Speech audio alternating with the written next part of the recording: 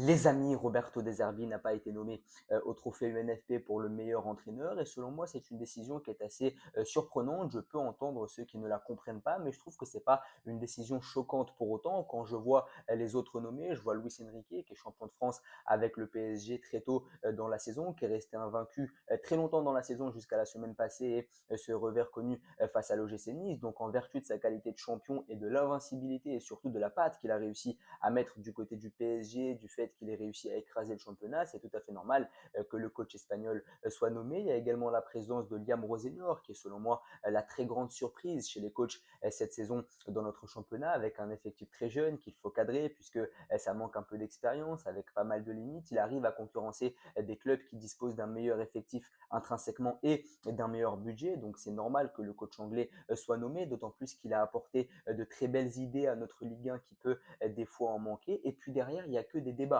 C'est vrai que la présence d'Eric Roy, de Genesio ou encore d'Adi Hutter, elle peut se discuter. Et je pense que De Zerbi aurait pu prendre la place de l'un de ces trois techniciens dans les trophées UNFP. Eric Roy, il a continué à faire une très belle saison du côté de Brest en gardant le club breton dans le top 10 malgré la Ligue des Champions. Il a réussi à amener cet effectif en quart de finale de la Coupe de France. Donc ce qu'a continué à faire le coach français à la tête de son équipe, c'est très intéressant. Il y a beaucoup d'équipes qui se qualifient pour la Ligue des Champions par surprise et qui la saison d'après dégringolent et finissent par jouer le maintien. Là où Eric Roy a continué à maintenir Brest dans le top 10 malgré un effectif assez limité, malgré un budget rudimentaire et le fait que cette équipe elle n'est pas forcément programmée pour jouer le top 10. Et on a Genesio et Adi Hutter. Genesio et Adi Hutter ont tous les deux disputé la Ligue des Champions. C'est assez injuste de critiquer le coach autrichien parce qu'il a été souvent plombé par la défaillance de ses individualités, notamment défensives. Et Bruno Genesio, il continue à faire de cette équipe de Lille une équipe très attractive, notamment dans le jeu. Et il a eu aussi